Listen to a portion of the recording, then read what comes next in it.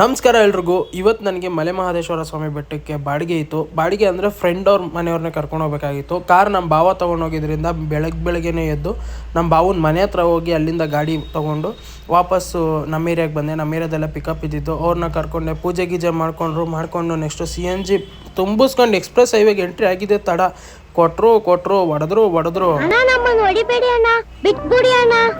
ಇದಾದ ನಂತರ ತಾಳ್ಬೆಟ್ಟಕ್ಕೆ ಬಂದು ತಾಳ್ಬೆಟ್ಟದಲ್ಲಿ ಗಾಡಿ ಸೈಡ್ಗೆ ಹಾಕಿ ಕೈಕಾಲು ಮುಖ ತೊಳ್ಕೊಂಡು ಧೂಪ ಹಾಕಿ ಅಲ್ಲಿಂದ ರಿಟರ್ನು ಬೆಟ್ಟದ ಮೇಲಕ್ಕೆ ಹೊರಟು. ನೇಚರ್ ಅಂತೂ ಸಕ್ಕದಾಗಿತ್ತು. ಹೋಗಿ ನೀಟಾಗಿ ದರ್ಶನ ಮುಗಿಸ್ಕೊಂಡು ಬ್ಯಾಕ್ ಟು ಬೆಂಗಳೂರು ಅಂತ ಬರ್ತಾಯಿದ್ದೀವಿ. ಎಕ್ಸ್ಪ್ರೆಸ್ ಹೈವೇನಲ್ಲಿ ಬರೋದೇ ತಪ್ಪು ಗುರು. ಏನು ಕೊಟ್ಟರು ಅಬ್ಬಾಬಾಬಾ.